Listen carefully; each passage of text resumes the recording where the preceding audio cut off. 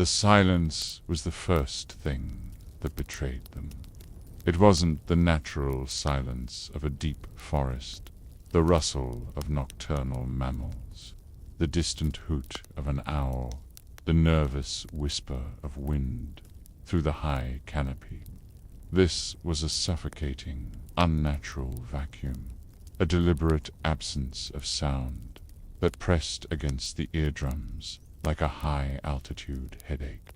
Maya gripped the handle of the kerosene lantern, its weak yellow glow barely pushing back the oppressive wall of black. Behind her, the air was cold, thick, and smelled less of damp earth and more of old, dried blood and something acrid, like burnt sulfur. "I don't like this, Chloe," Maya whispered, her voice sounding unnaturally loud, swallowed instantly by the vast, silent woods. "The map says the coordinates should be right here. We should have seen the creek by now." Chloe, the instigator, and the reason they were 3 miles off the marked trail in the middle of the Redwood National Forest at 2 a.m., merely adjusted the tripod over her shoulder with an irritating cheerfulness. "Relax, Em. This is the thrill part. If it was easy, everyone would have already filmed the blood falls. You want 50,000 views, you gotta earn the cinematic entry." Chloe wasn't wrong. The legendary Blood Falls, a hidden waterfall rumored to run red with iron-rich sediment during the winter, thaws the ultimate prize for their college vlog. A successful video would validate her, giving them the budget and prestige to escape their dingy dorm rooms and ascend the viral hierarchy. For Chloe, the risk was always worth the reward. But for Maya, who valued spreadsheets and academic integrity, every moment spent under the weight of these ancient, towering trees felt like a debt accruing interest. Trailing them was Sarah, the third member of their ill-fated trio, and usually the quietest. Tonight, however, she was emitting small, nervous sounds. Not quite whimpers, but close. "I told you guys about the sign," Sarah mumbled, her eyes darting into the blackness beyond the lantern's reach. "The one with the carved symbol and the faded paint. It said, in 5 different languages, 'Do not cross this line for any reason.' And I told you it was probably some old territorial park ranger trying to keep the good spots for himself," Chloe scoffed, hiking up her jeans. "We didn't cross a line, Sarah. We just followed an unmarked goat track. Seriously, this is Black Creek Trail. It's infamous, but that's the point. Atmospheric. The word felt like a cruel joke. The air was so heavy, it felt like they were swimming through silt. The redwoods, normally majestic and benevolent, stood like skeletal sentinels, their massive trunks indistinguishable from the absolute dark. They had been hiking since sunset, deviating from the safe path at dusk to avoid park patrols. They were supposed to find the falls, film their spectacular beer roll, and hike out before dawn, but a poorly marked turn in the trail, combined with Chloe's insistence that the vibes pointed them deeper, had led them here. They finally stopped at a clearing, if one could call a place where the tree roots tangled into an impossible knot a clearing. The ground was littered with broken branches, and in the center stood a single, oddly symmetrical mound of stones. "Okay, this is weird," Maya admitted, lowering the lantern. The mound wasn't a natural pile of rocks. It was perfectly conical, about 3 feet high, and draped with strangely preserved vines and dry, brown moss. Resting on top, like a macabre ornament, was a deer skull, its antlers chipped and gray with age. "Jackpot," Chloe breathed, pulling the camera from her bag. "This is the kind of creepy local marker that's going to make this video pop. Get closer, Maya. Pose next to the skull." "No," Sarah said sharply, taking a step back. She stumbled over a root. "That's it. That's the symbol from the sign. That pile of stones. It's a cairn. It's supposed to mark something buried or something boundary-related." Maya felt a chill that had nothing to do with the night air. She noticed the moss wasn't just old. It was woven tightly, almost intentionally. A powerful sense of wrongness radiated from the little stone mound. "Chloe, don't touch anything," Maya ordered. But Chloe was already in motion. Driven by the singular, manic focus of a content creator, she saw a prop, not a warning. She walked up to the cairn, placed her phone on the ground to record a quick vertical shot, and addressed the mound directly. "Hey, beautiful people. Chloe here, deep in the haunted redwoods. And check out this creepy-ass local landmark we just found, giving off some serious Blair Witch vibes. Tag us if you know the folklore." Maya ran forward just as Chloe reached out, her fingers closing around a small, smooth, oval stone tucked right at the base of the deer skull. "Chloe, stop. Leave it." But it was too late. As Chloe lifted the small, dark rock that felt inexplicably warm despite the freezing era low, grinding sound echoed from the ground beneath their feet. It wasn't a rumble. It was the sound of something immense, ancient, and locked turning in its sleep. The moss and vines around the cairn instantly withered, turning from dry brown to ash. The deer skull cracked in half with a dry snap. The darkness that had been oppressive instantly doubled in intensity, pulling the lantern's light inward until it seemed Maya was holding a smoking ember instead of a source of illumination. Chloe, momentarily frozen, stared at the dark stone in her hand. It pulsed once a dim, internal globe, for the stone turned to dust, falling through her fingers. And then the silence broke. It was not a sound of the living. It was a high, thin, keening cry that seemed to start miles away, and yet, simultaneously, right next to Maya's ear. It was the sound of utter, raw hunger, sharpened over centuries. It was the vain drinker's acknowledgement. "We shouldn't have done that," Sarah whispered, tears already tracking paths down her pale cheeks. Broke the ward. "We shouldn't have taken the boundary stone." Panic, pure and debilitating, slammed into Maya. She grabbed Chloe's arm. "We run, back the way we came. Forget the falls. Forget the camera. We run." They scrambled, tripping over the thick, knotted roots. The unnatural silence was gone, replaced by the symphony of the damned.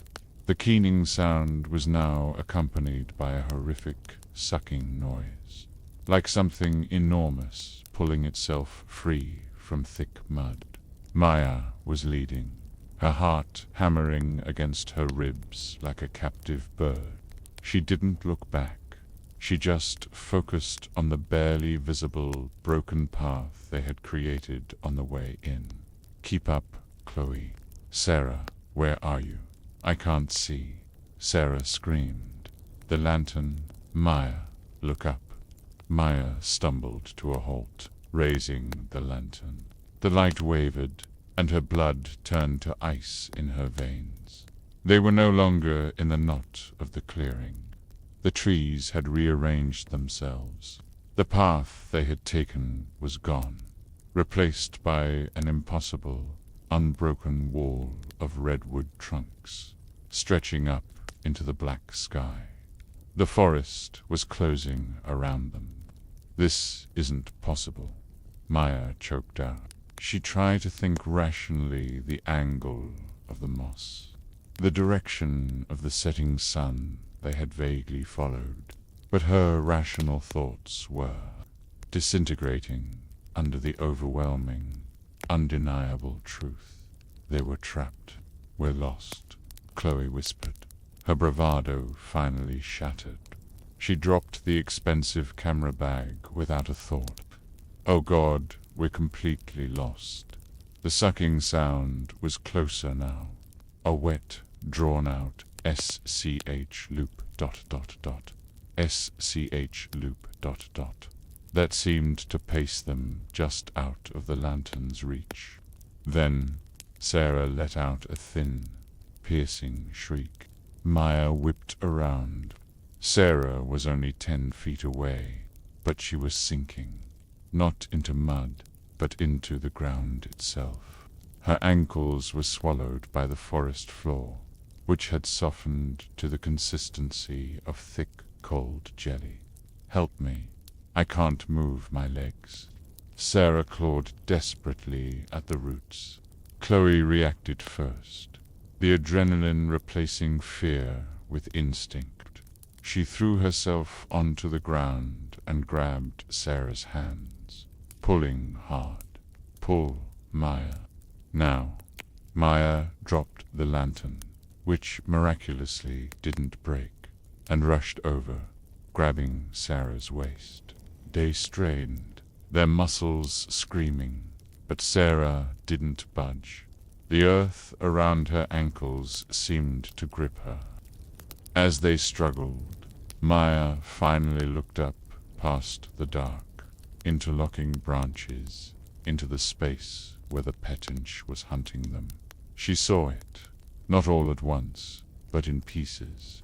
First, the eyes, 2 points of light, not glowing, but absorbing light, standing about 10 feet off the ground, higher than any person, higher than any deer. They were not vertical. They were wide and flat, like the eyes of a creature that lived in the dark abyssal trenches, reflecting only utter emptiness. Then, the form.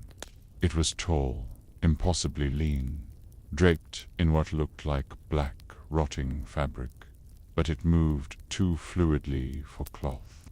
Its limbs were elongated, spider-like, ending in hands that were less like human hands and more like bundles of sharpened chitonous thorns. The sucking sound intensified, focusing, and Maya realized it wasn't the pedant pulling itself from the ground. It was the sound of the creature feeding on the very life force of the forest, drawing the sap from the trees, the moisture from the air, the blood from the ground, clearing the path for its movement. As the creature shifted, a faint, sickly sweet scent hit Maya's nostrils, the scent of copper and decay. It was gliding, not walking. It moved with a horrifying efficiency, the distance between them and the tall, gaunt silhouette decreasing with terrifying speed. Sarah screamed again, a raw, ragged sound, as she felt anew sensations, something cold and wet coiling around her submerged ankles. "It's grabbing me. Maya. It's cold. It's like rope, but it's wet." The vein drinker was close enough now that Maya could make out the details of its face. It had no skin, just stretched sinew and muscle woven over a sharp, jutting bone structure, ending in a mouth that was a perfect, round aperture, lined with rows of needle-fine teeth. designed not to tear, but to puncture. The moment Maya's eyes met those twin voids, the creature moved. It didn't rush. It simply extended one of its thorn hands toward Sarah. The hand seemed to stretch, defying physics, until the tip of its sharpest, blackened finger was poised inches from Sarah's exposed neck. "Let her go," Chloe screamed, driven by an insane fury.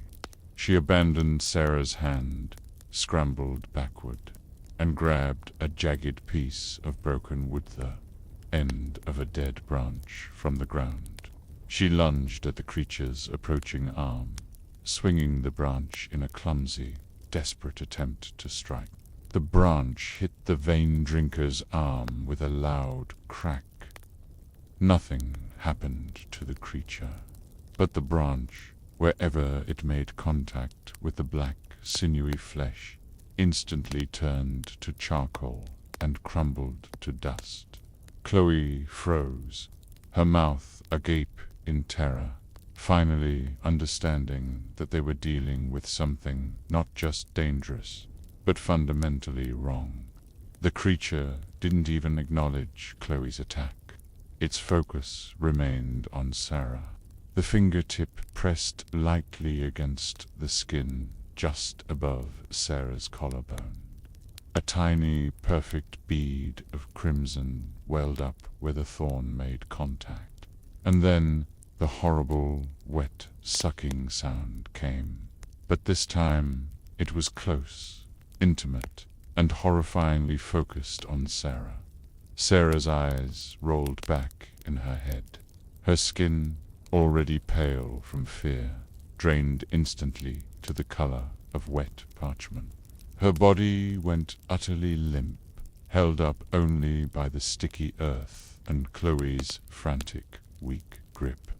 Maya watched, paralyzed, as life, the very color, the very vitality, was drawn out of her friend, pulled by that impossibly thin point of bone. It was an act of consumption so swift, so efficient, that it felt like Sarah was being erased from the world. Then the creature retracted its arm with a slow, deliberate motion. Its twin eyes, which had seemed to drink the light, were now faintly gaued, so faintly tinged with red. The earth instantly released Sarah. Her lifeless body collapsed onto the dark soil. The vein drinker paused, its horrific form looming over the two remaining girls. It seemed to assess them, tasting the air, enjoying the silence it had reimposed. Then it issued a sound that was worse than the keening or the sucking. It was a guttural, wet whisper, a sound that bypassed the ear and entered the brain directly. Wrong place, wrong time. Sweet, it was speaking, and its voice sounded like 1,000 voices whispering from a throat full of thorns. Maya, seeing Sarah's vacant paper-white face, didn't think about courage or survival. She thought about revenge. She scrambled for the lantern she had dropped. The creature made its second move, this time toward Chloe.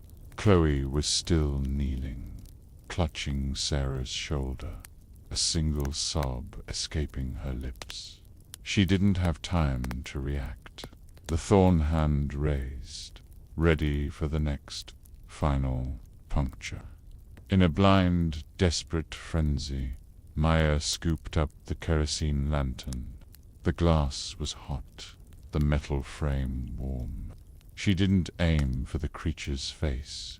She aimed for the ground at its feet, near the remnants of the cairn. She threw the lantern with all her might. It shattered against the base of a redwood trunk near the creature's leg. Kerosene splashed everywhere. The flame, small but hot, ignited the oil. creating an instantaneous flash of fire and smoke. It wasn't a big fire, but in the absolute darkness of the creature's domain, it was an alien intrusion. The vein drinker froze. The firelight revealed that its skin, where not covered by sinew, was a sickly, translucent white, almost like a grub. And this pale skin, touched by the small, hot flicker, seemed to recoil. A sound of pure, ancient paina sizzling. Dry hiss escaped the creature's throat. It didn't move away, but it shielded its translucent face with its arms, hesitating. The light. It hates the fire. Maya screamed, grabbing Chloe's hand and dragging her to her feet. Run, Chloe, run. The hesitation was only for a moment, heartbeat, maybe two, but it was enough. They stumbled away, leaving Sarah's body and the burning lantern behind. The fire was already sputtering, consuming its fuel rapidly, but it bought them a vital few seconds. They ran blind into the suffocating, silent black, tripping over roots and vines, guided only by the terror that chased them. Maya didn't know where they were going. She didn't know if the forest was still changing, still trapping them. All she knew was the sound that returned almost instantly behind them. The chilling, wet SCH loop, SCH loop, of the vein drinker, gliding through the black, hunting the sweet life left in its two remaining victims. The creature had tasted blood, and now it was awake. To be continued. The next chapter will follow Maya and Chloe's desperate attempt to find a way out of the vein drinker's hunting grounds, and the terrible realization of the mistake they made. The creature is not just protecting its territory, but is drawing them toward its lair to complete its meal.